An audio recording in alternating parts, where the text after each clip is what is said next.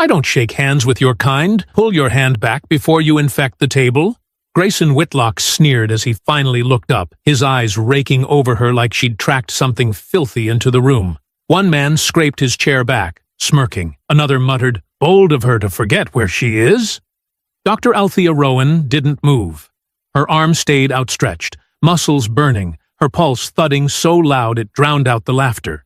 She swallowed the taste of humiliation and kept her face still, even as every instinct screamed at her to react. They had no idea they were ridiculing the woman who controlled $3 billion, money that would decide whether their empire survived past nightfall. Before continuing, comment where in the world you are watching from, and make sure to subscribe, because tomorrow's story is one you can't miss. Dr. Althea Rowan stood at the head of the expansive boardroom, her presentation materials precisely arranged before her. Afternoon sun streamed through floor-to-ceiling windows, casting long shadows across the glossy mahogany table where Whitlock Capital's board members sat in plush leather chairs. The air felt thick with expensive cologne and unspoken judgments. She clicked through her final slide with steady hands, concluding an hour of meticulously prepared data. "As you can see," she said, her voice carrying the quiet authority earned through decades of academic excellence, "this initiative doesn't just look good on paper. It transforms lives." The screen behind her showed faces of real families, factory workers, small business owners, community leaders, people whose futures hung in the balance of this decision. Her presentation had been flawless. Risk assessments, market projections, and human impact all woven together with precision. Grayson Whitlock sat at the far end, his silver hair catching the light. He hadn't taken a single note during her presentation. Instead, he'd spent the hour examining his manicured nails or typing on his phone, his casual dismissal more pointed than any question could have been. "Thank you for your time," Althea said, switching off the projector. The room hummed with silence as she gathered her papers into a neat stack. Years of navigating hostile academic committees and corporate boardrooms had taught her to read these moments. The slight shifts in chairs, the sideways glances, a room deciding how to respond. She walked the length of the table with measured steps, her heels clicking against marble floors that probably cost more than her first house. Standing before Whitlock, she extended her hand. Professional, expected, correct. I look forward to discussing next steps. Whitlock didn't move to stand. He leaned back in his chair, designer suit pulling slightly across his chest. His eyes dragged over her face, down her carefully chosen blazer, and back up. A deliberate inspection that made her skin crawl.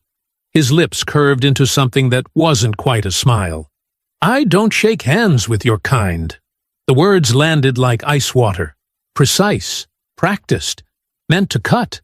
For one heartbeat, the room was absolutely still. Then came the laughter. It started with a snicker from somewhere to her left. Dane Kessler, Whitlock's PR man, his perfectly pressed collar not quite hiding the cruelty in his smile. The sound spread like infection. Nervous tittering from junior board members, relieved that tension had broken in their favor. Deeper chuckles from men who'd never had to prove their right to be in the room. Althea's hand remained steady in the air between them. Her face stayed carefully neutral, but her mind was cataloging every reaction, every face, every tell. Vivian Hart, 3 seats down, suddenly found her coffee cup fascinating, shoulders tight with discomfort, but mouth pressed shut. A coward's silence. 2 younger board members near the window exchanged glances and smirked, clearly enjoying the show. Their names and faces were already committed to memory. "She should be grateful she's even here," muttered someone behind her, just loud enough to be heard, just quiet enough to claim deniability. Whitlock's smirk deepened, satisfaction rolling off him in waves. He'd done this before. He'd do it again. Men like him always did. Elaine Mercer cleared her throat, rustling papers with manufactured urgency. "Well," she said, voice pitched for peacekeeping, "We certainly appreciate your comprehensive presentation, Dr. Rowan." Her smile was brittle, professional, complicit.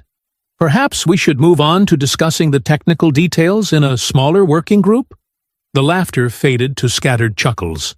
Several board members straightened papers or checked phones, already dismissing the moment, and her, from their minds. Althea felt the familiar weight settle in her chest. Not anger. She'd learned long ago that anger was a luxury she couldn't afford in rooms like this. Not pain. She'd survived too much to be wounded by such predictable cruelty. No, what she felt was recognition. The clear-eyed knowledge of what this moment meant, what it had always meant. She thought of her father, 30 years in the steel mill, teaching her chess on Sunday afternoons. "The game isn't won in the first move," he'd say, setting up the pieces with careful hands. "It's won in knowing how many moves ahead you're willing to play." She thought of her mother, keeping perfect books for their church, showing her how numbers could tell stories if you knew how to read them. "Truth always balances in the end," she'd say. "The trick is making sure you're there to see it." Whitlock was still watching her, expecting, what? Tears? Rage? A crack in her professional veneer? His kind always wanted a reaction, proof that they could still wound, still control. The fluorescent lights hummed overhead. Someone's phone buzzed quietly. Outside the windows, downtown traffic crawled 20 stories below, the city moving in its endless patterns of power and money. Althea lowered her hand slowly, every movement measured. She met Whitlock's gaze directly, her eyes steady and clear. Let him search for fear or hurt there. Let him find nothing but his own reflection. The board's laughter rippled and faded, like waves against a shore, leaving behind the stale taste of shared prejudice. Whitlock's smirk settled into his face like he owned the very air they breathed, certain in his power, secure in his impunity. Althea's heels echoed down the marble corridor as she walked steadily away from the boardroom, her leather folder pressed against her chest like armor. Her face remained composed, the same expression she'd worn through countless moments like this. In countless rooms like that, only the slight tremor in her fingers betrayed the storm beneath her professional veneer. The floor-to-ceiling windows lining the hallway offered a sweeping view of downtown, but she barely registered the skyline. Her mind replayed each laugh, each smirk, each silent witness to her humiliation. 20 years of credentials, perfect preparation, and still. "Dr. Rowan!" a hushed voice called from behind. Althea turned to find Nia Brooks hurrying toward her, clutching a stack of reports. The young analyst's dark eyes darted nervously between Althea and the boardroom doors, as if afraid of being seen. "I need to tell you something," Nia said, her voice barely above a whisper. She glanced over her shoulder again before continuing. "This morning, before your presentation, I overheard." She swallowed hard. "Mr. Whitlock already decided to kill your proposal. 2 weeks ago." Althea's chest tightened, but her face remained neutral. "Go on." "He told Mr. Kessler to make an example of you. Said something about teaching the rest of them about knowing their place." Nia's hands gripped her papers tighter.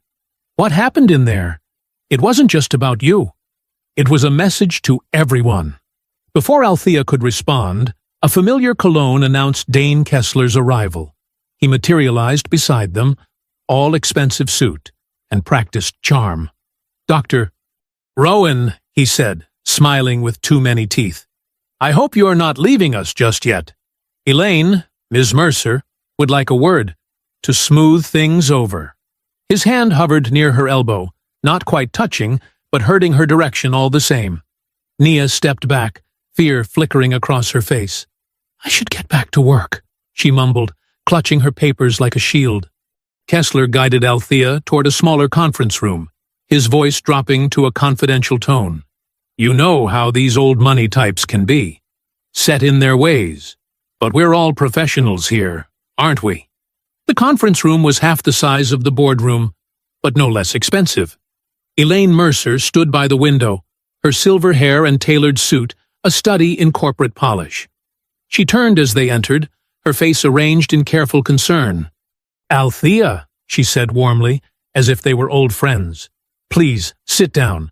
I feel we need to address what happened." Althea took a seat, noting how Kessler positioned himself between her and the door. Elaine settled across from her, hands clasped on the table. "First, let me say how mortified I am about Grayson's behavior," Elaine began, her words flowing like rehearsed symphony. "He's from another era. It doesn't excuse what he said, of course, but I hope you understand. These old institutions take time to change." Althea kept her face neutral, waiting. This was a familiar dance. "Your proposal has real merit," Elaine continued. "The numbers are solid. The social impact metrics are impressive. We don't want to lose that momentum over one unfortunate incident." She leaned forward, voice softening. "What if we started with a smaller pilot program? Something more manageable? With Whitlock's name attached, of course. His influence could open doors." And there it was. The trap, wrapped in compromise and corporate doublespeak. Accept the humiliation. Surrender control. Become the smiling face while they claim the credit and keep the power. "We could announce it next quarter," Kessler added smoothly. "Position you as a rising star in impact investing. The press would love it. Collaboration across traditional barriers, that sort of thing." Althea thought of her father again, his careful hands setting up chess pieces. "Think 5 moves ahead," he'd say. "See the whole board." "I appreciate the offer," she said, her voice measured. "You're right. We shouldn't let one incident derail important work." She saw relief flash across Elaine's face. "I'll need to review the adjusted terms, of course. Perhaps we could reconvene with the full board." Of course, Elaine said, standing. "I'll have legal draft something right away." Kessler's smile didn't quite reach his eyes. "Shall we head back? I'm sure Grayson will be pleased we could work this out." Althea gathered her folder and stood, every movement deliberate. In the corridor, Nia was still lingering, pretending to organize papers at a side table. Their eyes met briefly, Nia's filled with equal parts fear and hope, searching Althea's face for some sign of what would come next. Althea straightened her blazer, her breathing steady and controlled. The boardroom doors loomed ahead, heavy with mahogany and privilege.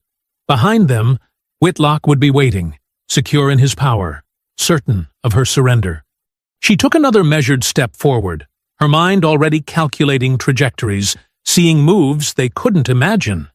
They thought they knew this game. They thought they knew her role. They were wrong on both counts. Althea re-entered the boardroom like a shadow, quiet but impossible to ignore. The earlier laughter still hung in the air, living in their relaxed shoulders and satisfied smirks. Board members lounged in their leather chairs, some checking phones, others sharing knowing glances. Whitlock dominated the head of the table, man-spreading in his $5,000 chair like it was a throne. He barely glanced up as Althea took her place at the far end, his attention performatively fixed on his gold fountain pen. "Well then," Elaine Mercer's voice cut through the murmurs, crisp and professional. "Shall we resume our discussion of the proposal's technical aspects? I believe we were examining the quarterly disbursement schedule." "Actually," Althea's voice was soft but carried effortlessly across the polished table, "I have a question for the board, if I may." Several heads turned, surprised by this deviation from their expected script. Whitlock's pen paused mid-signature, though he didn't look up. "Of course," Elaine said, her smile tightening at the corners. "I'm curious," Althea continued, her tone conversational. "Does this board fully understand who controls the sovereign impact bonds currently stabilizing Whitlock Capital's liquidity pipeline?" The question landed like a stone in still water. Ripples of confusion spread across faces. Vivian Hart's perfectly manicured fingers stopped their nervous tapping. Dane Kessler's pen froze above his notepad. "I don't see how that's relevant to—" Elaine started. "I represent a coalition," Althea continued, her voice gaining strength but never losing its professional edge. "A carefully structured alliance of pension funds, labor trusts, and church investment groups. Together with our international partners, we control $3 billion in committed capital. Now Whitlock looked up, his previous smugness cracking slightly around the edges. More specifically, Althea reached for her leather folder. We control the exact $3 billion your firm has been using to maintain its position in several key markets. She withdrew a single document, including the Henderson merger you announced last week. The temperature in the room seemed to drop 10 degrees. A board member near the middle, someone who had laughed particularly loud earlier, shifted uncomfortably in his seat. Our coalition, Althea continued, sliding the document forward, has very specific requirements for ethical governance and community oversight. Requirements that were clearly outlined in the original agreement. Her fingers released the paper, letting it drift across the glossy surface. Requirements that recent events suggest this board no longer meets. Dane Kessler snatched the document before it could reach Whitlock. His eyes scanned the first page, then widened. This is a notice of immediate withdrawal, Althea finished for him, already signed by 6 of our 9 principal partners. Vivian Hart's face had gone pale, her hand reaching unconsciously for her water glass. She knew exactly what this meant. They all did. Without that liquidity backbone, at least 3 major deals would collapse. The Henderson merger alone would implode, taking millions in fees with it. This is absurd. Whitlock's voice had lost its earlier smoothness. You can't possibly have the authority to— I'm the lead architect of the coalition, Althea said simply. I structured the original partnership framework. My signature carries the full weight of our combined positions. She kept her hands flat on the table, steady and sure. Would you like to see the documentation? A younger board member started furiously typing on his phone, probably trying to verify her claims. Elaine's professional mask had cracked, showing the panic underneath. Now, let's not be hasty. Kessler attempted to recover, his PR instincts kicking in. I'm sure we can— $3 billion, Althea repeated, each word distinct and heavy. Currently backing 16 active positions across your portfolio. Would you like me to list them? The silence in the room grew thick enough to touch. Gone was the laughter, the comfortable superiority, the casual cruelty. Now there was only the sound of rapid breathing and the faint hum of air conditioning. The withdrawal notice takes effect in 48 hours. Althea continued into that silence, unless specific conditions are met. She finally allowed herself to look directly at Whitlock, holding his gaze with the steady patience of someone who had waited decades for this moment. Would you like to discuss those conditions now? Whitlock's face had transformed, the smirk replaced by something approaching fear. His complexion had gone from ruddy to ashen, beads of sweat appearing at his hairline. The hand holding his gold pen trembled slightly. The boardroom's windows stretched from floor to ceiling, offering a panoramic view of the city below. But no one was admiring the vista now. Every eye was locked on the document in front of them. The paper that proved their assumed power had been built on borrowed strength. Vivian Hart was the first to truly understand.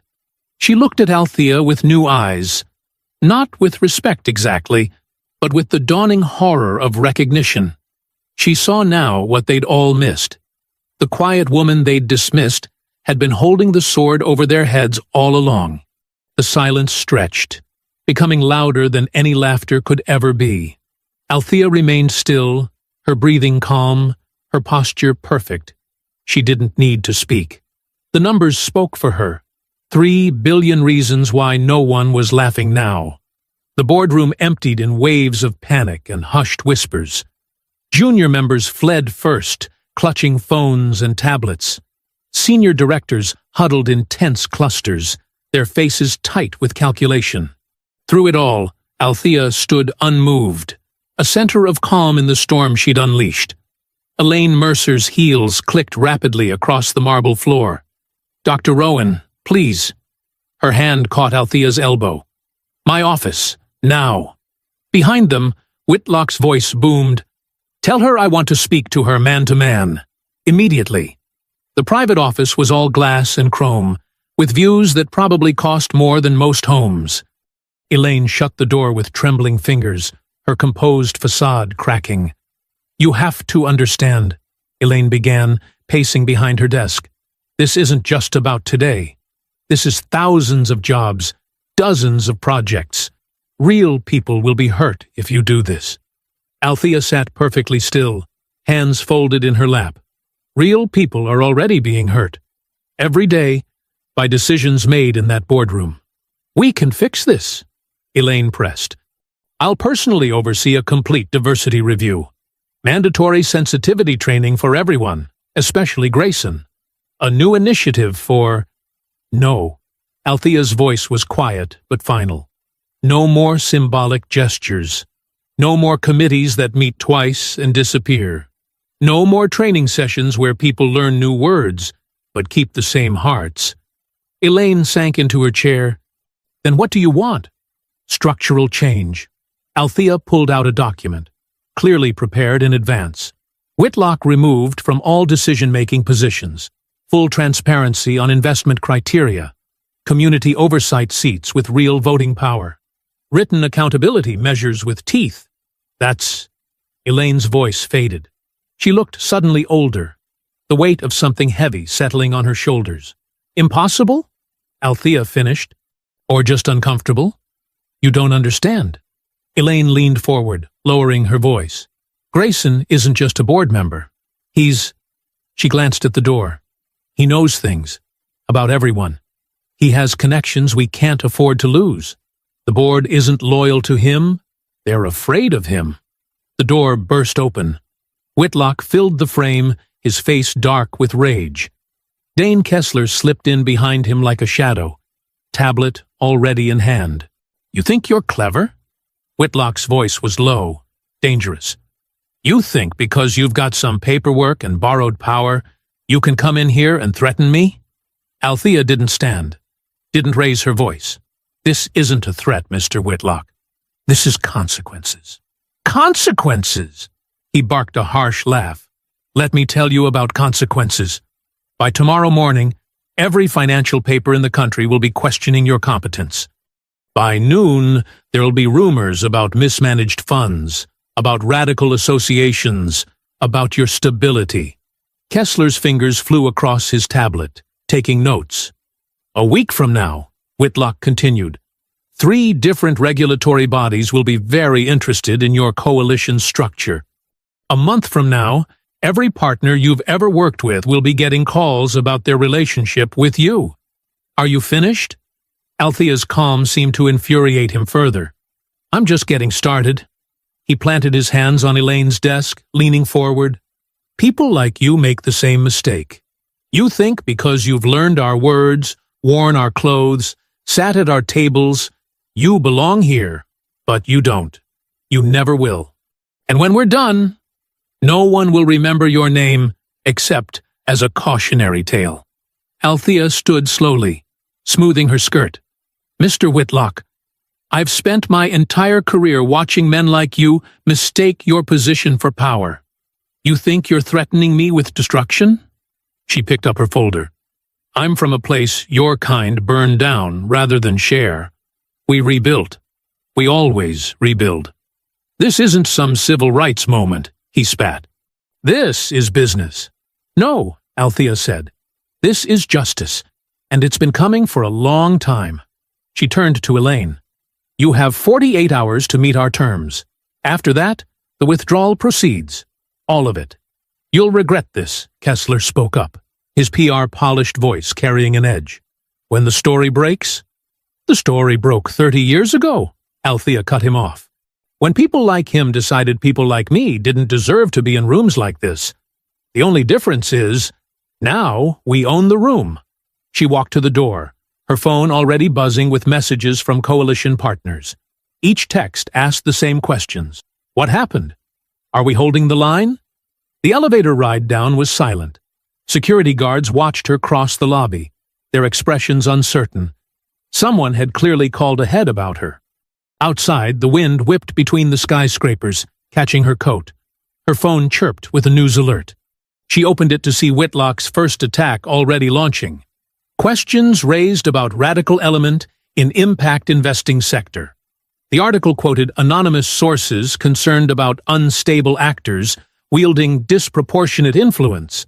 Althea looked up at the tower of glass and steel, at the boardroom where they'd laughed at her not an hour ago. The same window where Whitlock now probably stood, thinking he could still win this fight the old way, with money and fear and carefully crafted lies. Her phone buzzed again. More coalition partners asking for direction, asking if they should stand firm. Dawn crept across Althea's kitchen, the pale light finding her still at her table, one hand curled around a cold cup of coffee. Her laptop screen glowed with fresh accusations. The headlines multiplied like poison ivy. Controversial economist threatens major investment firm. Sources question radical activists' financial credentials. Market stability at risk from politically motivated attack. Althea's phone hadn't stopped buzzing since midnight. Each notification brought a new twist of Whitlock's knife. She clicked through the stories, noting how they all echoed the same carefully crafted phrases. Dane Kessler's fingerprints were everywhere. Sources close to the situation expressed concern about Dr. Rowan's emotional stability. She read aloud, tasting the calculated cruelty. Industry experts question whether personal grievances are being weaponized to manipulate markets. Her phone lit up again. Attorney Lillian Cho's name flashed on the screen. "I've seen the coverage," Lillian said without preamble. "They're following a classic playbook. First discredit, then isolate, then destroy." Althea rubbed her temples. "They're painting me as an angry black woman with a vendetta. Because that's the easiest way to make people stop listening." Lillian's voice was steady, grounding. "Whitlock's team will try to provoke you into saying something, anything, they can twist. One emotional moment, one angry word, and they'll blast it everywhere. They already think I'm angry." "No," Lillian corrected. "They need you to show it. Right now you're controlled, professional, fact-based. That scares them. They need you emotional, unreasonable, fitting their narrative." A text message popped up from Nia Brooks. "They're telling everyone not to talk to you. HR sending weird emails about protecting company interests. Someone's going through old files, too. Looking for anything they can use." Althea forwarded the message to Lillian. "They're digging." "Let them dig," Lillian said. "We have nothing to hide, but we need to move fast. I'm drafting protective orders for our coalition partners. We need to—" Another call beeped through. "Reverend Samuel Price." "Lillian, I need to take this. Can you send me those drafts?" "Already on it. And Althea? Remember, they want you to break. Don't give them what they want." Althea switched calls. "Reverend Price. My phone's been ringing since sunrise." His deep voice carried decades of fights like this. Coalition partners worried about their reputations. Board members questioning if we should pull back. "I need to know where we stand." "The funding is solid," Althea said firmly. "The mission is clean. Nothing they're saying changes that. Meet me at the church. 20 minutes. The historic black church stood proud against the morning sky, its brick walls holding generations of resistance. Reverend Price waited in his office, today's papers spread across his desk. "Sit," he said, pointing to a worn leather chair. "Now tell me what really happened in that boardroom." Althea recounted every detail. The presentation, the extended hand, Whitlock's words, the laughter. With each word, the Reverend's face grew darker. "That hand wasn't just your hand," he said finally. "When he refused to shake it, he was refusing to shake hands with every one of us who ever walked into a room where we weren't wanted. Every one of us who qualified twice over, but got half the respect." "I know." Althea's voice was quiet. "And that laughter?" Reverend Price leaned forward. "That wasn't just about you. That was about making sure everyone in that room knew their place, knew what side was safe to be on. Which is why they're trying to bury me now," Althea said. "They need to show what happens when someone like me stands up. So, What's your next move? Althea pulled out her phone, showing him a document she'd been building since dawn.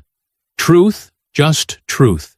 Every meeting, every email, every witness. A complete timeline showing the pattern, not just with me, but with everyone they've tried to silence. They'll call it a personal attack. Let them. The truth is personal. That's what makes it powerful. Reverend Price studied her face. You haven't slept. Can't sleep. Too much to document. He nodded toward his office door. Sister May keeps cots in the community room for folks who need rest during hard times. Take an hour. Clear your head. The fight will still be here. I can't. You can. And you will. His tone brooked no argument. You're no good to anyone running on fumes and fury. Althea's phone buzzed again. More headlines, more attacks. Reverend Price gently took it from her hand. 1 hour, he said. Then we'll look at your timeline. Make sure every fact is solid. Every witness is ready. They threw the first punch in public. We'll answer with truth in public. Back at her kitchen table, Althea stared at her laptop screen. The hour of rest had cleared her vision. She opened a new folder on her desktop, labeled it Whitlock Evidence, and began to type. Each entry was precise, documented, undeniable. No rage, no revenge, just reality. Her phone lit up with another call from Lillian. Before answering, Althea looked at the growing file of evidence. They wanted her erased, minimized, dismissed. But she'd spent a lifetime preparing for this moment, keeping receipts, building allies, and waiting for the day when truth would be her weapon.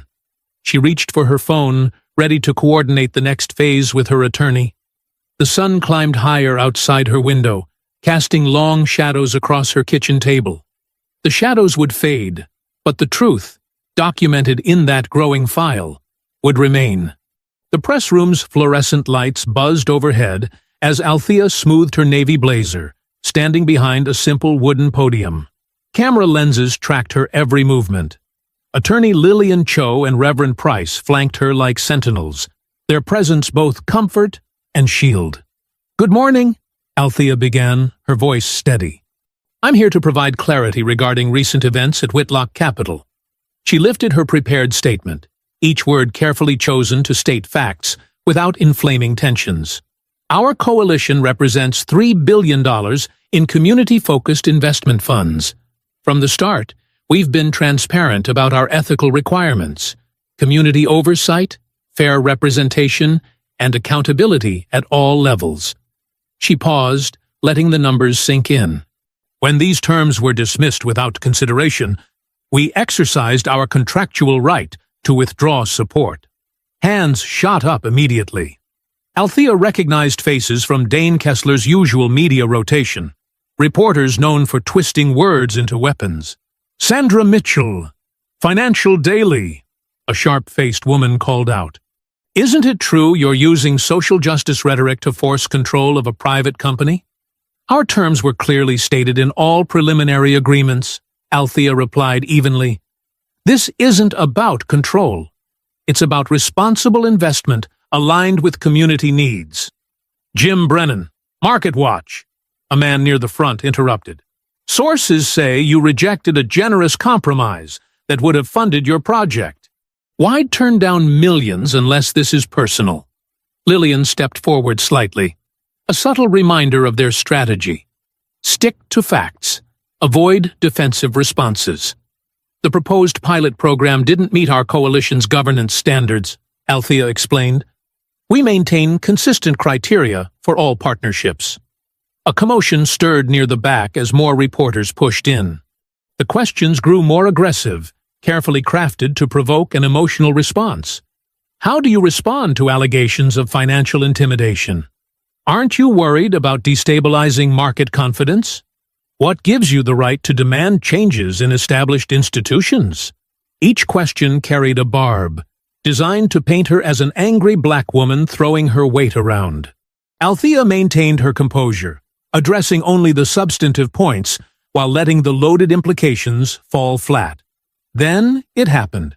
A senior market commentator believing his microphone was off, muttered to his producer, "Another uppity one who doesn't know her place. Probably got her position through quotas anyway." The slur crackled through the room's audio system. A few journalists gasped. Others pretended not to hear. Reverfor. Price's hand tightened on his chair, but Althea didn't flinch. "I'll address the substance of your question about market stability," she continued, speaking directly to the commentator, as if his words had no power. "Our coalition's priority is sustainable, ethical investment. That creates true market stability." Lillian touched her arm, signaling time for their planned exit. As they gathered their materials, Althea's phone vibrated. Vivian Hart's name flashed on the screen. In the hallway, away from cameras, Althea took the call. Vivian's voice shook. "They're making us sign a statement," she whispered. "Whitlock's team has a draft condemning you, calling your actions reckless and self-serving. Everyone has to sign by noon or face consequences. Are you okay, Vivian?" "Me? Vivian's laugh was hollow. "I'm a coward. I'll probably sign it. But you should know. They're scared. Really scared. The things they're saying behind closed doors. Document everything," Althea said firmly. "Save every email, every text. Forward copies to your personal account. I never meant to be part of this. When they laughed in that boardroom, I didn't laugh. I want you to know that. Not laughing isn't enough anymore, Vivian." The call ended as Lillian guided Althea toward the parking garage. In the back of Lillian's car, they watched the press conference replay on the driver's screen. Networks were already spinning it, running the uppity comment on loop with analysis about rising tensions. "They'll release that statement at noon," Lillian said, checking her watch. "We have 90 minutes to prepare our response." "Did you see how they positioned those questions?" Althea asked. "Every single one designed to make me look emotional or irrational." "And you gave them nothing," Lillian nodded. "Kept it professional, fact-based. That's going to frustrate them." The car turned onto the highway as Althea's phone erupted with notifications. A new headline crawled across the screen. "Questions arise about coalition fund management. Fraud concerns surface." Beneath it, her photo, stern, unsmiling, perfectly professional, seemed chosen to reinforce their narrative of an angry black woman causing trouble. The same image appeared on 3 different channels, each with a variation of the fraud allegation. "Right on schedule," Lillian said grimly. "They're laying groundwork for the board statement. First discredit you, then present a united front against you. They think if they say fraud enough times, people will believe it," Althea said, watching her face loop on the screen. "Standard playbook," Lillian agreed. "Attack the messenger's credibility before they can deliver the message." She pulled out her tablet. "We need to get ahead of their noon statement. I have drafts of 3 possible responses, depending on how hard they come at you." But Althea wasn't listening. She was watching her image on the screen, seeing how they'd twisted her professional reserve into something threatening. They wanted her to break, to crack, to give them the angry outburst they could use to destroy her. The car wound through downtown traffic as Lillian outlined response strategies. Outside, digital billboards flashed financial headlines. Inside, Althea felt a clarity she hadn't expected. They thought they were breaking her. Instead, they were showing everyone exactly why this fight mattered. The coffee shop buzzed with afternoon chatter, but Althea noticed how Nia's eyes darted to each new customer entering. They'd chosen the corner table strategically. Backs to the wall, clear view of both exits. Nia clutched her laptop bag close, knuckles white against the brown leather. "I had to use my personal email," Nia whispered, sliding a USB drive across the table. "They're monitoring everything internal now, even printer logs." Althea palmed the drive smoothly, tucking it into her blazer pocket. "Are you okay? Are they watching you specifically?" "They're watching everyone." Nia's coffee sat untouched, growing cold. Dane Kessler sent an all-staff memo this morning. Anyone with relevant information about past projects should report directly to his office. She pulled out her phone, showing Althea the message. But look at the attachment name. It's a tracking file.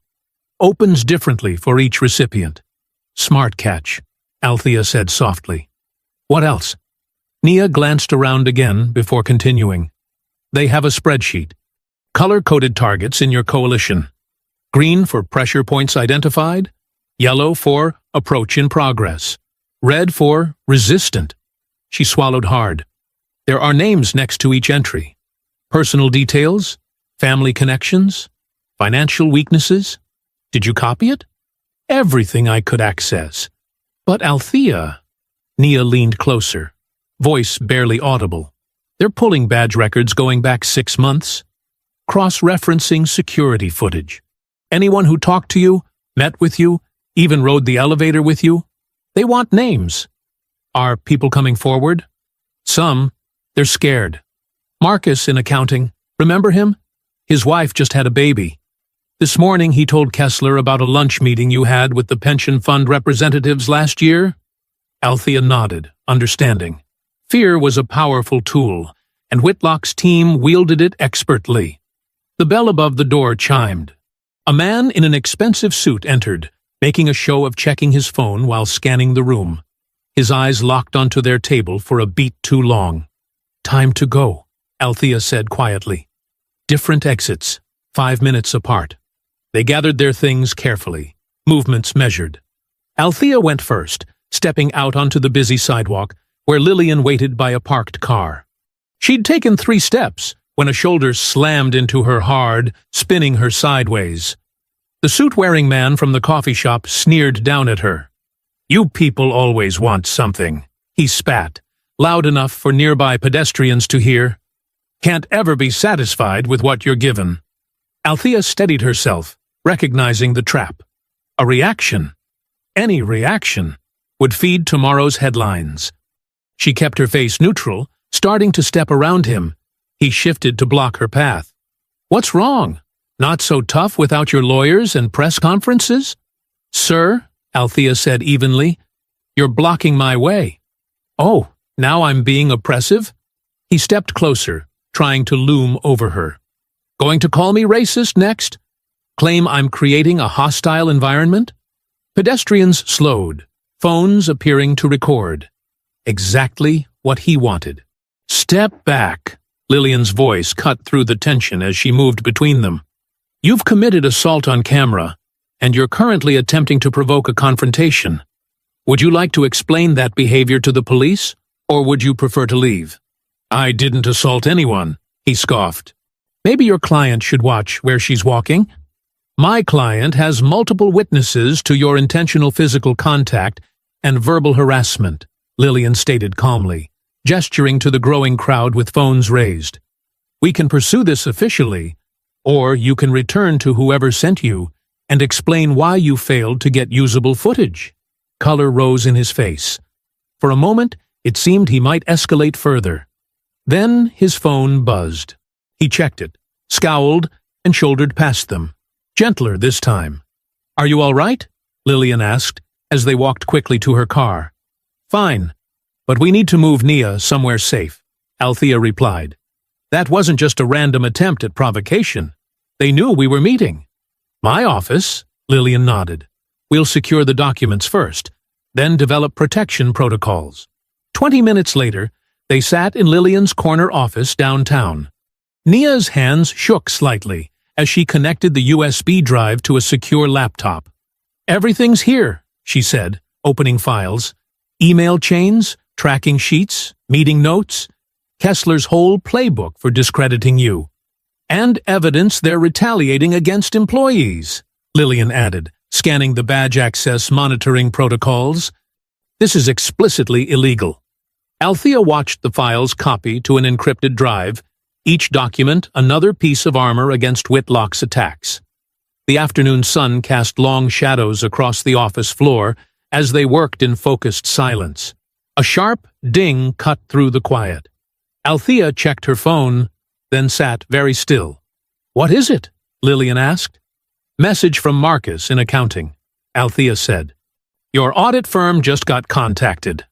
Early morning light streamed through the glass walls of Howard Baines's corner office. Althea sat straight-backed in the visitor's chair, Lillian a steady presence beside her. The thick stack of audit documents between them held her future. Howard adjusted his wire-rimmed glasses, shuffling through the final pages. His methodical movements made each second stretch. "Dr. Rowan," he said finally, looking up, "we've completed our comprehensive review of your coalition's structure, funding sources, and governance protocols." He cleared his throat. "I can definitively state we found no irregularities or improprieties whatsoever." Althea released a breath she hadn't realized she was holding. "The documentation is clean?"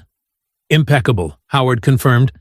"Every transaction, every approval, every partnership agreement, they all follow proper procedures. Your ethical oversight framework actually exceeds standard requirements. And the withdrawal triggers? Completely legitimate.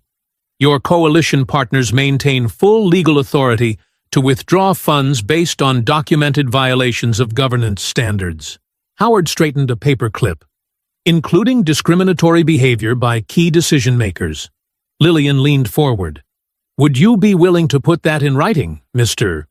Baines?" "I already have." He slid a formal letter across the desk. "My complete findings, with supporting documentation. Though I should note," he hesitated.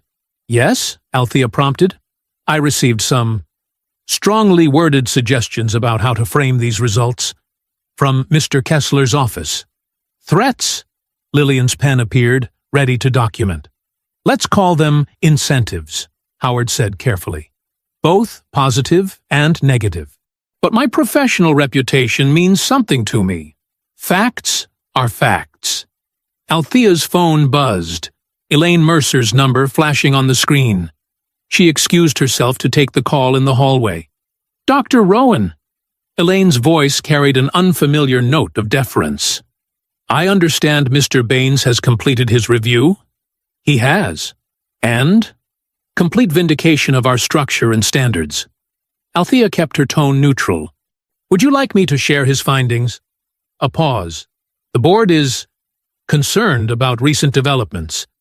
If you have evidence of attempted interference with proper oversight—" "I do." Althea thought of Nia's USB drive. "Would that be relevant to an emergency board review?" "It would be appropriate to examine such documentation." Elaine's voice strengthened with each word, sensing which way the wind was blowing. "I could convene an emergency session tomorrow morning, if you're prepared to present." "I am." Althea opened her tablet, pulling up selected emails from Nia's files, enough to prove sabotage without revealing her source. "I'm sending you a preliminary packet now. Note particularly the highlighted sections about coordinated pressure on financial partners." She heard Elaine's sharp intake of breath. "This is concerning. Very concerning. I thought it might be. The board will need to address this immediately." Elaine's tone shifted to almost conspiratorial. "Between us, Dr. Rowan, Whitlock's behavior has become a liability. These documents could help us make necessary changes." "I'm glad we agree on the necessity of accountability," Althea said evenly, refusing to be drawn into alliance with someone who had laughed at her humiliation days ago. Back in Howard's office, Lillian was already scanning financial news on her phone. "Stocks down 4% on rumors of the audit results," she reported. "Trading volume spiking." Althea nodded. "Elaine's calling an emergency board review for tomorrow morning. They smell blood in the water." "Speaking of blood," Lillian held up her phone, showing a news site. On screen, Althea's press conference played, but chopped and spliced, making her measured statements sound angry and threatening. Dane Kessler's digital fingerprints were all over it. "Let them play their games," Althea said. "We have facts." They spent the next hour reviewing documents with Howard, building an airtight presentation for the board. Every number checked, every claim supported, every violation documented. Howard's signature carried weight. His reputation for meticulous accuracy was well known in financial circles. By late afternoon, even Bloomberg had adjusted its coverage, running headlines about a power struggle rather than fraud allegations. The market was betting on change at Whitlock Capital. Althea and Lillian relocated to a hotel near the board offices to prepare for morning. They commandeered the suite's dining table, spreading documents in careful order. Audit results, internal emails, partnership agreements, withdrawal authorizations, each piece positioned for maximum impact. Start with the audit, Lillian advised, arranging papers. Lead with validated facts before revealing the sabotage attempts. Build credibility before showing teeth. Althea nodded, reviewing her opening statement. Hit them with numbers first. People like Howard trust math more than morality. Exactly. Make them see protecting Whitlock costs more than removing him. Lillian checked her watch. We should order dinner, get some rest before... Althea's phone lit up with a text from an unknown number. 5 words glowed on the screen. Stop, or we bury you. Althea arrived at Whitlock Capital's gleaming entrance at 8:45 a.m. sharp. The morning sun caught the glass facade, but inside, the lobby felt cold. A security guard she'd never seen before held up his hand. ID, please, ma'am. His tone suggested this wasn't standard procedure. She produced her visitor badge from yesterday. He studied it with exaggerated care, made 3 phone calls, and spent 15 minutes verifying protocols while other people streamed past. Executives who'd nodded to her days ago now studied their phones, careful not to meet her eyes. Just following procedure, the guard repeated, watching her like she might cause trouble.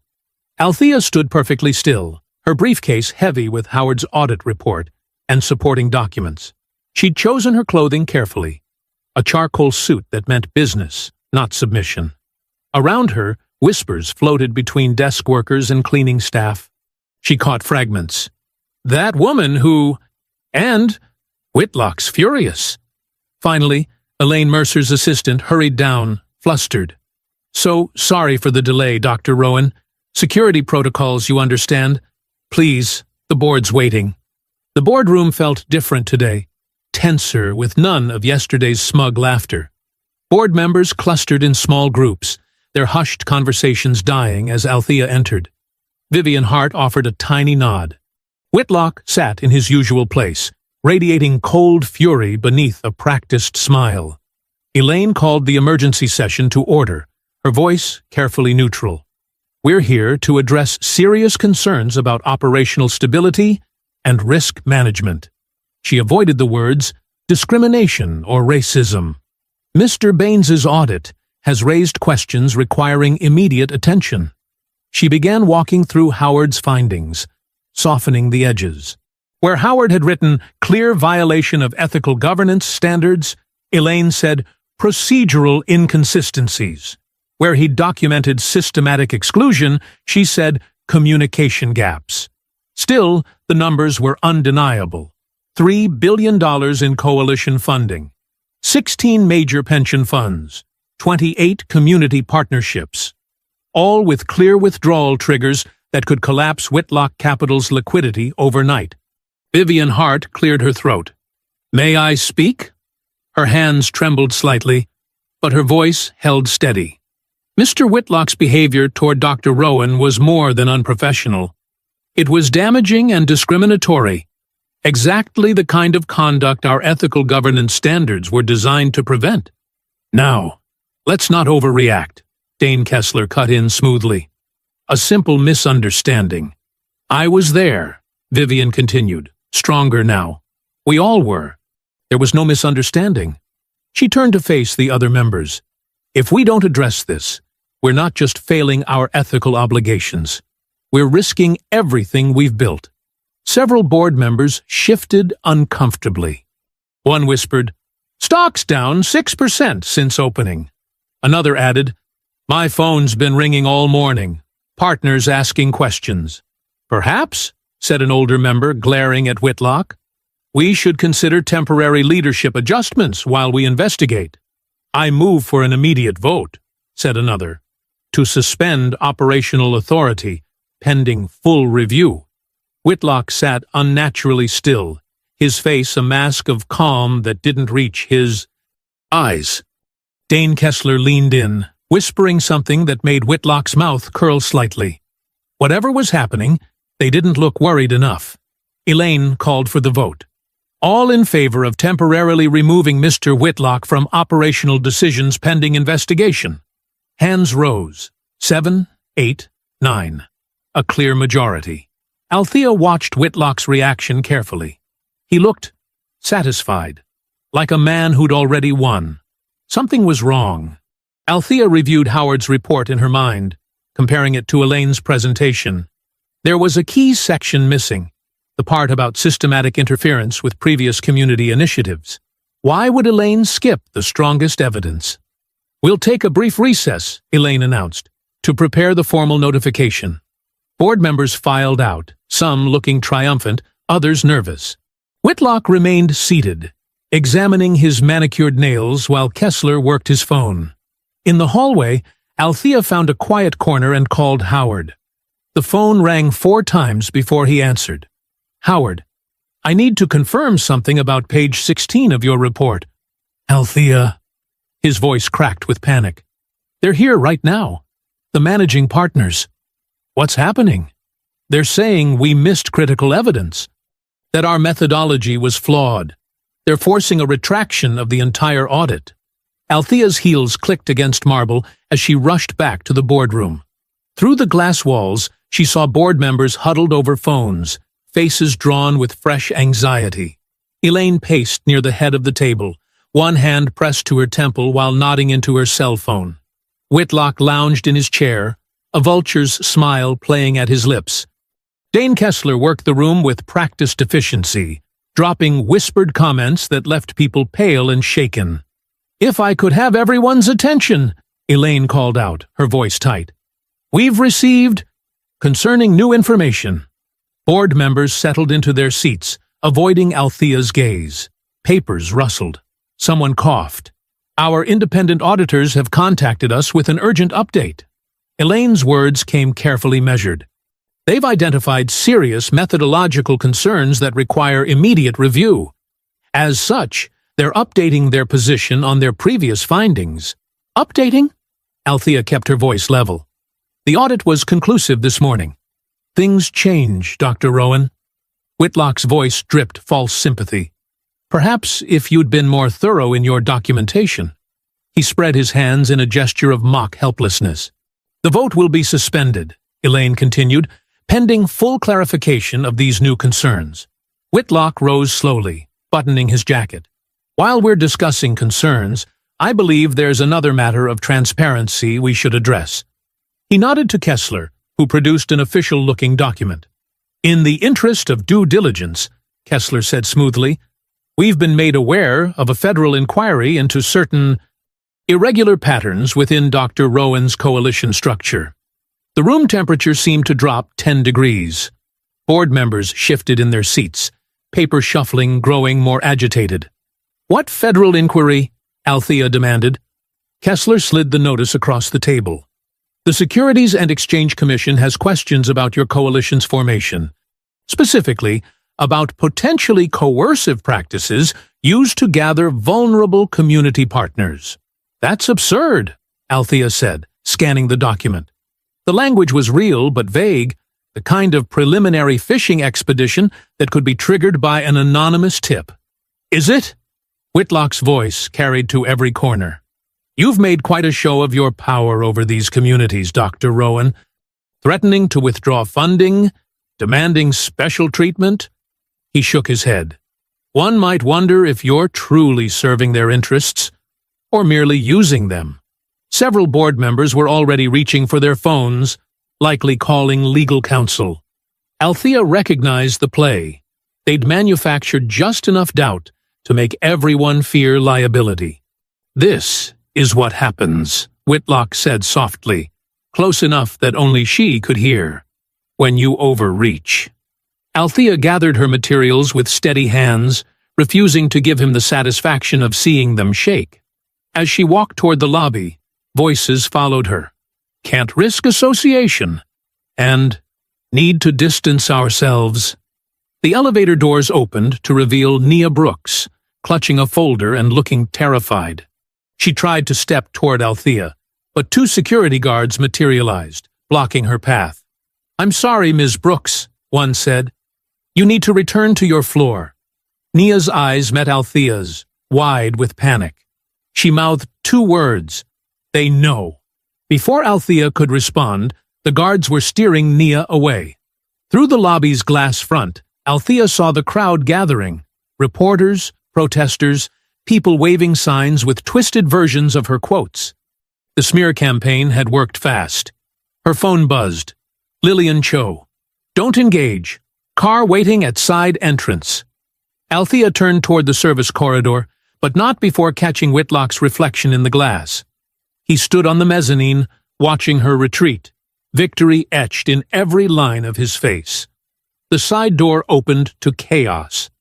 Someone recognized her, shouted, "There she is!" Voices rose. "Fraud! Extortionist! Go back where you came from." Lillian appeared at her elbow, guiding her through the press of bodies. Someone threw a coffee cup that splashed against the wall. Security hung back, watching without intervening. They made it to Lillian's car just as the crowd surged. Lillian slammed the door and ordered the driver to move. Through tinted windows, Althea watched the mob recede, their angry faces distorted by the glass. Hours later, in Althea's apartment, the city lights cast long shadows across her living room floor. Case files and legal papers covered every surface. Lillian worked her phone, trying to reach coalition partners who'd gone suddenly silent. Howard's firm issued the retraction, Lillian reported grimly. Their managing partners voted unanimously, probably with guns to their heads. 3 more partners have suspended their commitments, citing regulatory concerns. Althea nodded, processing. The strategy was elegant, she had to admit. They hadn't just attacked her reputation. They'd poisoned the very structure of her power base. "What about Nia?" Althea asked. No response to texts. Her work email is bouncing back. Account suspended. Althea moved to her kitchen, needing space to think. The city stretched below her window, lights blinking like distant stars. She gripped the counter edge, feeling the cool marble ground her. After a long moment, she crossed to her laptop and opened the encrypted drive containing her deepest research. The files she'd held back, the evidence she'd gathered over years of watching Whitlock destroy lives. "Okay," she whispered, staring at the folders that could burn everything down. No more restraint. The old porch light cast a weak glow across Reverend Samuel Price's face as he waited in the pre-dawn darkness. Althea's car pulled into the familiar driveway of her childhood home, gravel crunching under the tires. The house looked smaller than she remembered. White paint weathered, but dignified, like her parents had kept it. "Your mother would be proud of how you're standing," Reverend Price said, as Althea climbed the worn steps. His voice carried the same steady warmth that had guided her through Sunday school decades ago. "I'm not sure about that," Althea replied, exhaustion seeping through. "Not with what they're saying." Behind them, Lillian Cho's heels clicked against concrete as she hauled bankers' boxes from the car trunk. Files rescued from Althea's apartment. Evidence accumulated over years of watching Whitlock's operation. "Here, let me help with those," Reverend Price offered, but Lillian shook her head. "Chain of custody," she explained. "I need to document everything myself." Inside, the house smelled of lemon polish and coffee. Reverend Price had been waiting a while. The small TV in the living room glowed, sound muted, showing Althea's professional headshot beside scrolling headlines, "Federal Probe Targets Community Fund Leader," and "Questions Mount About Coalition Scheme." Althea stopped, staring at her own face. Here, in the house where her parents had taught her dignity couldn't be taken, only surrendered. The humiliation cut deeper. "Mrs. Turner next door called," Reverend Price said quietly. "Asked if you were really trying to cheat people." Althea's throat tightened. Mrs. Turner had watched her grow up, had brought casseroles when Althea's mother was sick. "It's a coordinated attack," Lillian said, setting down the boxes. "That federal inquiry notice? It wasn't properly served. No case number, no official channels, just appeared out of nowhere right when they needed it." "You think they forged it?" Reverend Price asked. Or had someone leak a preliminary document they triggered themselves? Lillian replied. Either way, it's weaponized. Designed to spook partners and create headlines. Althea moved through the familiar rooms, past the kitchen where her mother had taught her fractions using recipe cards, past the dining room where her father had helped with homework after long shifts at the steel mill. She touched the walls like they might still hold their strength. He's not just trying to discredit you, Reverend Price observed. He's trying to make an example. Show what happens when people like us demand too much respect. I know. Althea's voice was steel. But he made a mistake thinking I'd break. She opened her laptop on the kitchen table, the same scratched oak surface where she'd studied for the SATs, determined to earn her way into spaces that didn't want her. The encrypted drive hummed to life. I've been building a backup structure, she explained, opening files. A secondary framework for the coalition funds, clean, documented, and locked tight. Even if they manage to freeze my access or push me out, the $3 billion stays protected. Lillian leaned in, scanning the documents. You never mentioned this. Because it needed to stay invisible until we needed it. Althea pulled up more screens. Every partner has a direct channel. Every dollar has a clean path. And it's all been independently verified by firms Whitlock can't touch. When did you set this up? Reverend Price asked. The day after I first pitched to their board. Althea's fingers moved across the keyboard.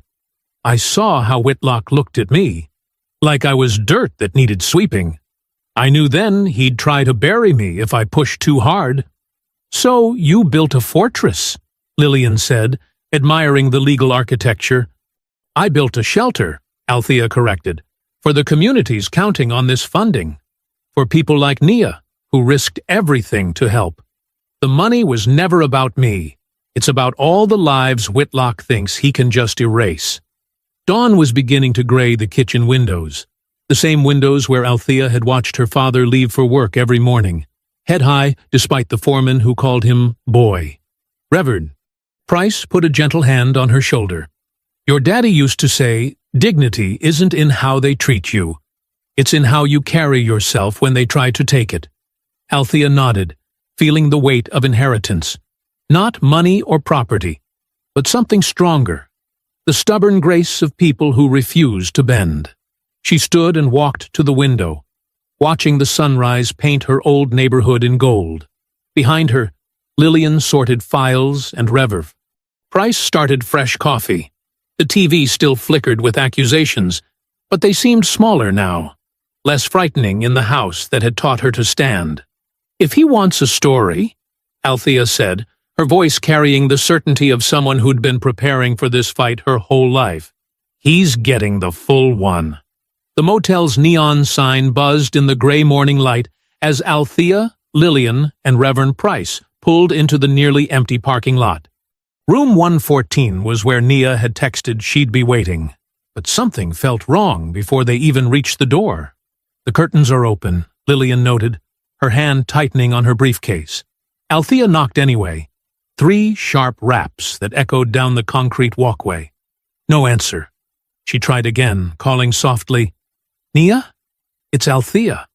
A door creaked open 2 rooms down, just enough for an elderly woman to peek out, then quickly shut it again.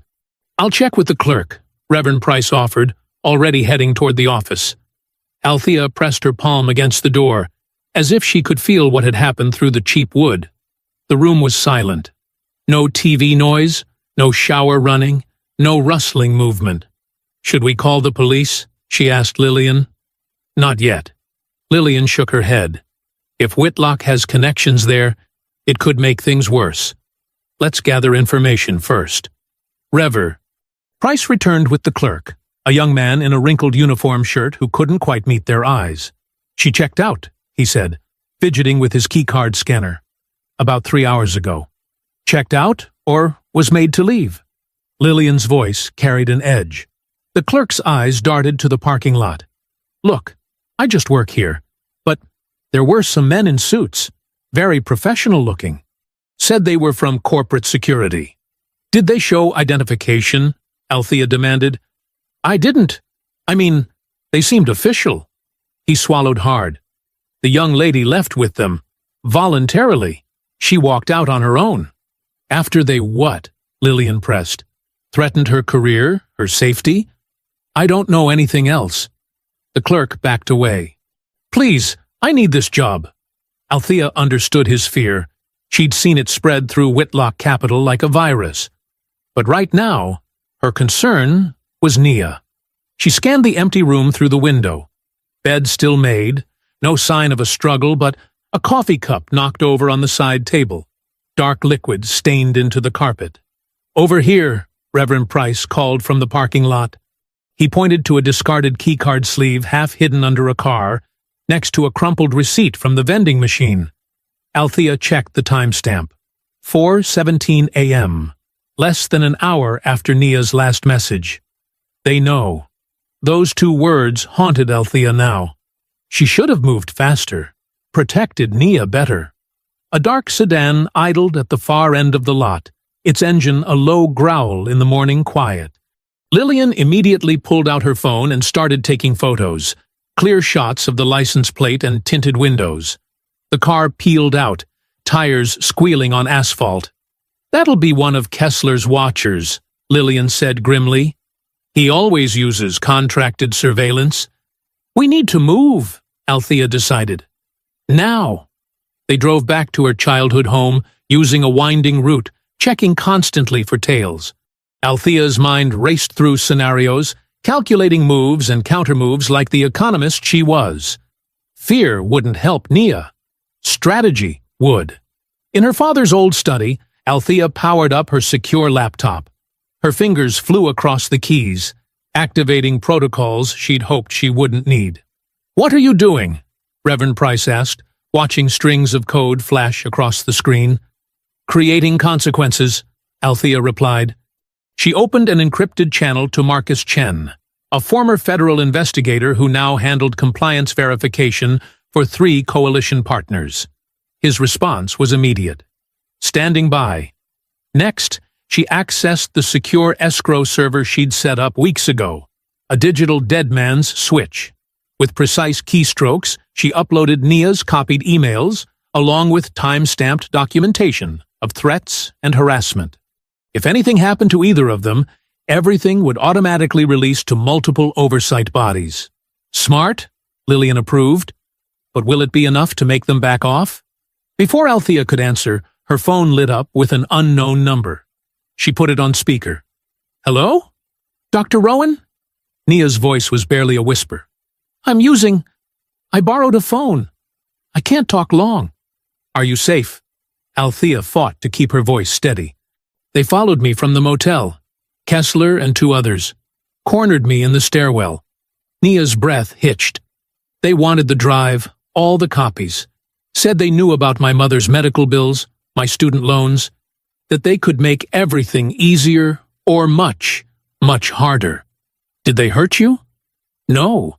Not physically, but Kessler, a shaky inhale.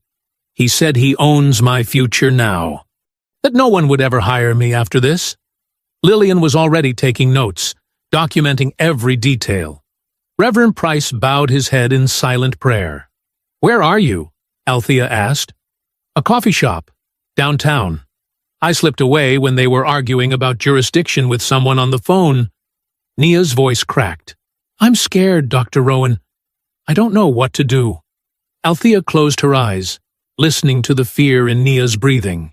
She remembered her own early battles, the times she'd felt alone against forces too big to fight. Never again. Stay on the line, she said firmly. You're not alone anymore. Nia's ragged breathing filled the speaker while Lillian stepped into the hallway, phone pressed to her ear. Althea could hear fragments of hushed conversation. Secure transport, federal oversight, witness protection protocols. They're watching the exits, Nia whispered. 2 men in dark suits. I can see them through the window. Stay calm, Althea said, keeping her voice steady. Which coffee shop? Meridian Coffee on 4th Street. I'm in the back corner. There's a service hallway, but Nia's voice caught. I think someone's stationed there too. Reverend Price touched Althea's shoulder and pointed to Lillian, who who was returning with purpose in her stride. "Coalition security team is 10 minutes out," Lillian reported.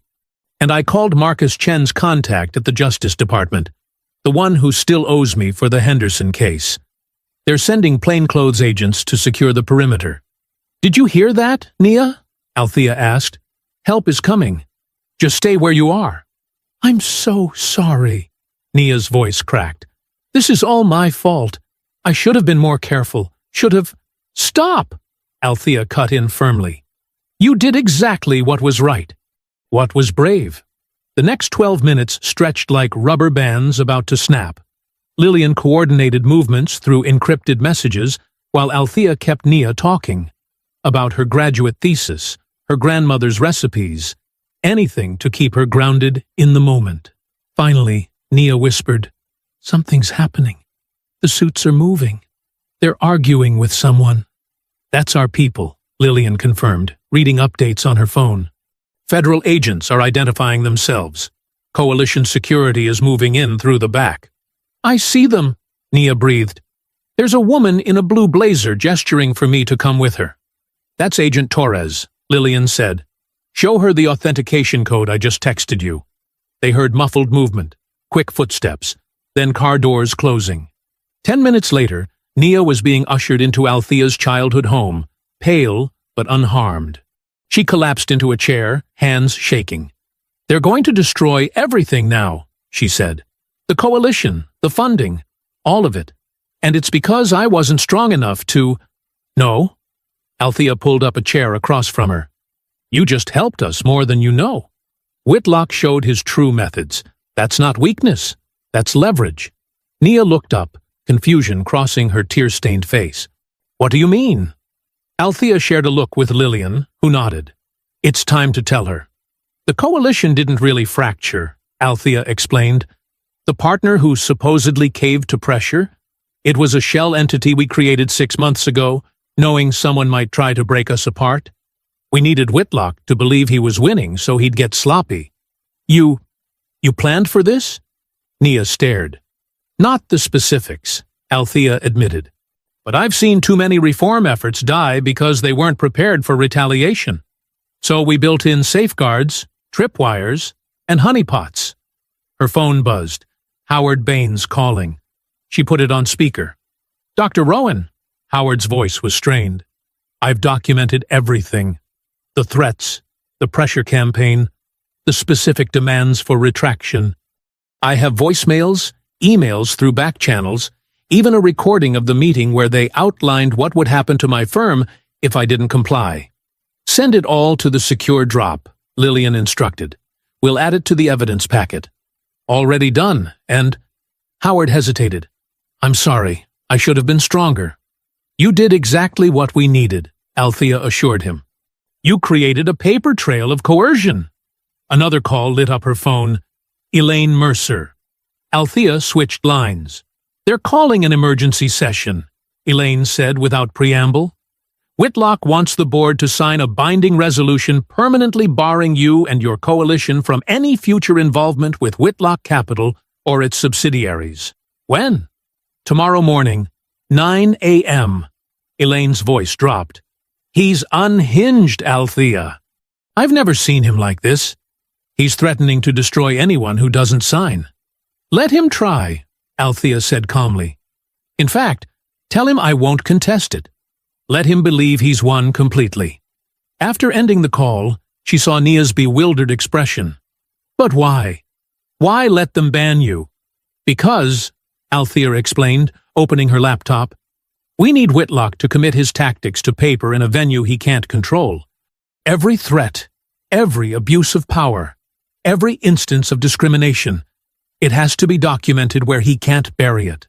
She pulled up a massive encrypted file labeled Oversight Evidence and began adding Nia's testimony and Howard's recordings to the compilation of proof they'd been building for months. "The coalition was never just about money," Althea continued typing. "It was about exposing a system that runs on intimidation and exclusion. Sometimes you have to let them think they've won before you can show the world who they really are." Lillian's phone chimed with updates from their federal contact.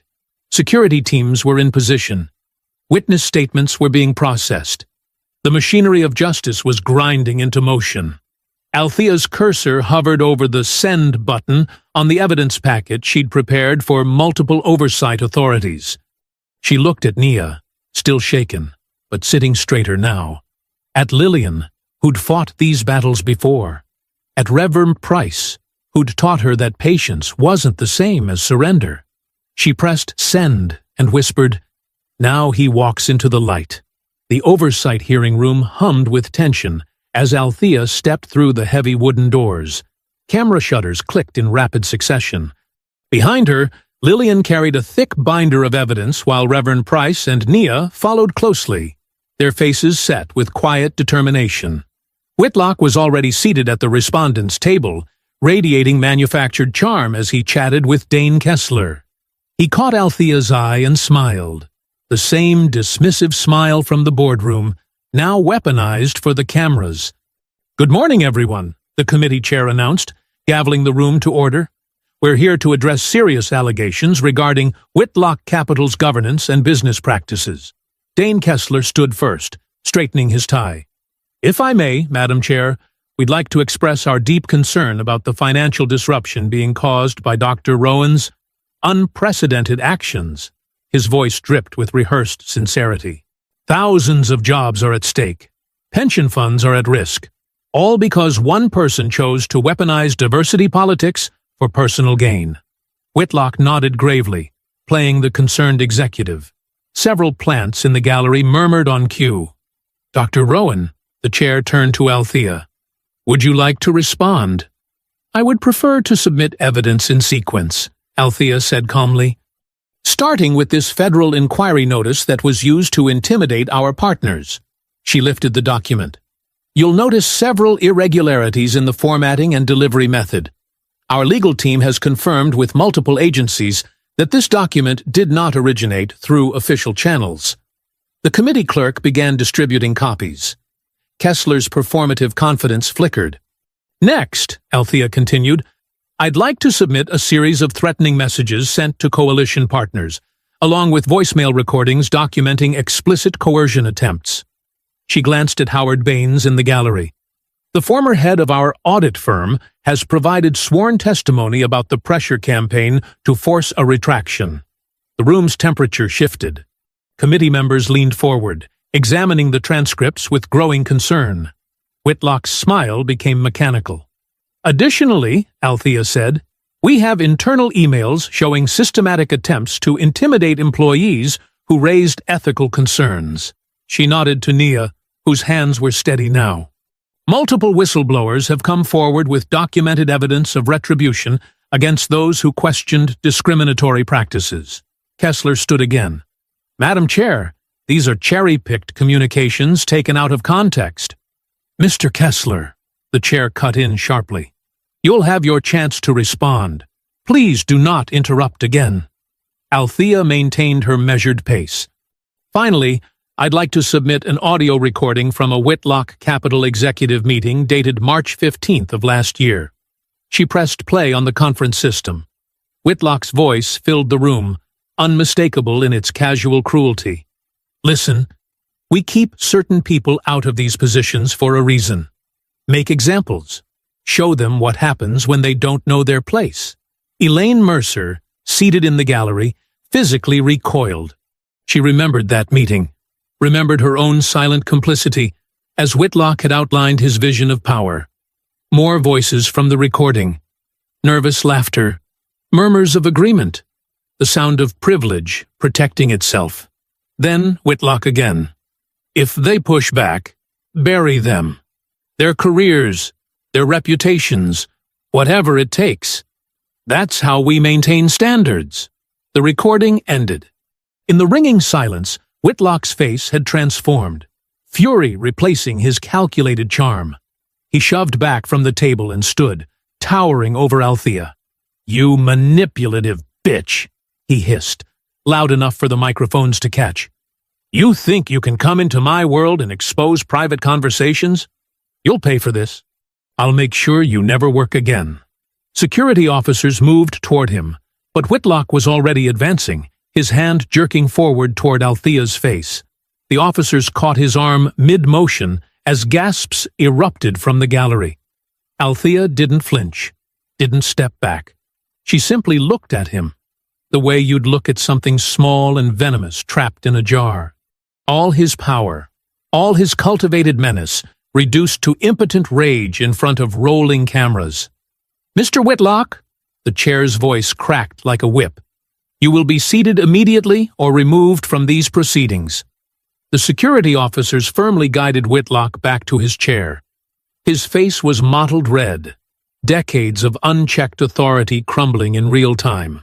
Kessler frantically whispered in his ear, trying to contain the damage, but the mask had shattered beyond repair. Committee members exchanged glances, clearly disturbed by the display. Reporters scribbled furiously. In the gallery, Nia gripped Reverend Price's hand while Lillian took rapid notes. "Dr. Rowan," the chair said, "please continue with your evidence." Althea nodded, her voice remaining steady, as the light of truth continued to expose decades of darkness. The cameras captured every moment, not just Whitlock's fury, but the systemic rot that had enabled him for so long. In that moment, it wasn't just one man's power being dismantled. It was the beginning of a deeper reckoning. The lobby erupted into chaos as soon as the hearing broke. Camera flashes strobed through the marble hall while reporters shouted questions over each other. Security officers struggled to maintain order as people pressed forward, hungry for the story's climax. Grayson Whitlock pushed through the crowd, his composed mask slipping with each step. Dane Kessler hovered close, phone pressed to his ear, desperately working damage control. But the tide had turned. No amount of spin could erase what the cameras had captured. "Mr. Whitlock, will you respond to the allegations of systemic discrimination?" "Mr. Whitlock, what about the forged federal notice?" "Mr. Whitlock, is it true you threatened Dr. Rowan during the hearing?" He ignored them all, jaw clenched so tight it twitched. His phone buzzed constantly, board members, investors, politicians all demanding answers. Each call went unanswered as he jabbed the elevator button repeatedly, as if he could force an escape. Across the lobby, Althea stood calmly with her growing coalition. Reverend Price greeted arriving community leaders with dignified handshakes. Union representatives nodded respectfully. Church trustees who'd trusted her vision smiled in quiet victory. Nia Brooks stood straighter now, fear replaced by vindication, as she watched her copied evidence reshape reality. "Dr. Rowan!" reporters called. "What happens to the $3 billion now?" Before she could answer, new figures entered through the main doors. 3 agents in dark suits approached Whitlock, badges gleaming. "Mr. Whitlock," the lead agent announced clearly, "we have a warrant for your arrest on charges of financial coercion, wire fraud, and obstruction of justice." The lobby fell silent. Whitlock's face drained of color. "This is ridiculous," he sputtered.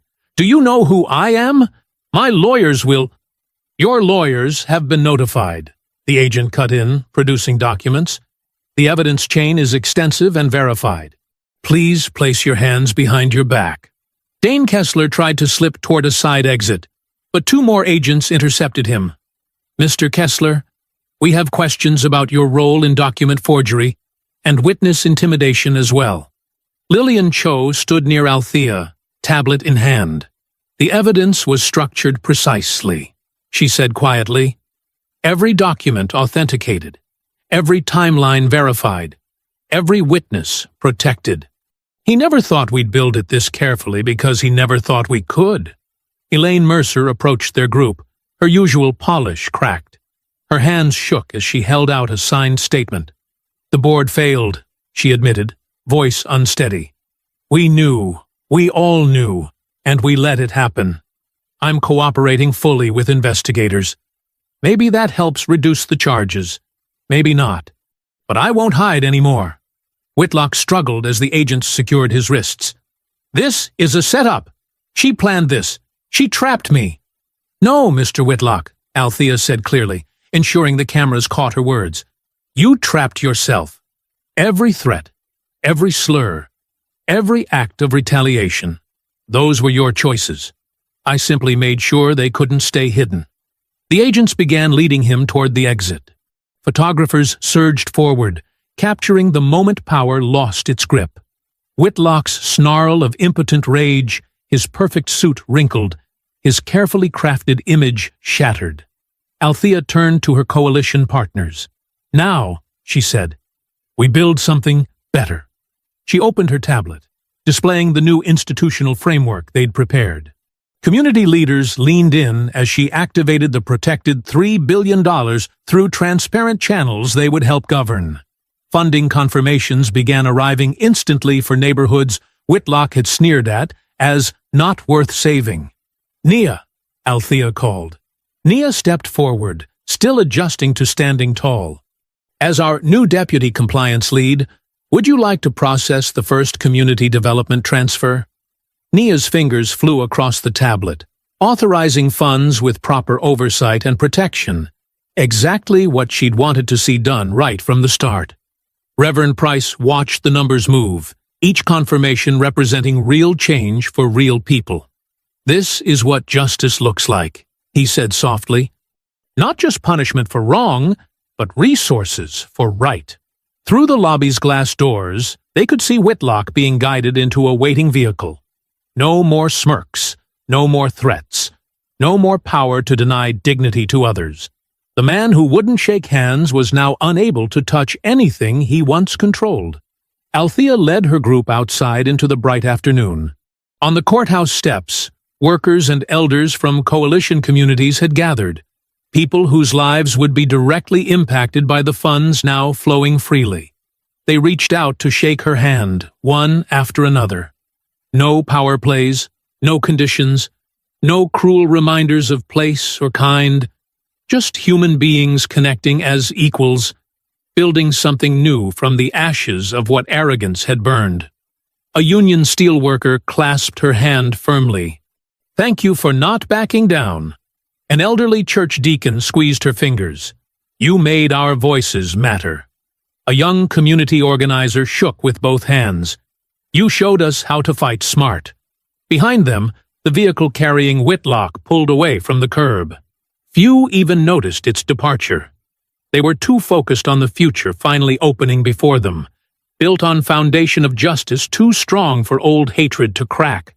If you enjoyed the story, leave a like to support my channel and subscribe so that you do not miss out on the next one. On the screen, I have picked 2 special stories just for you. Have a wonderful day.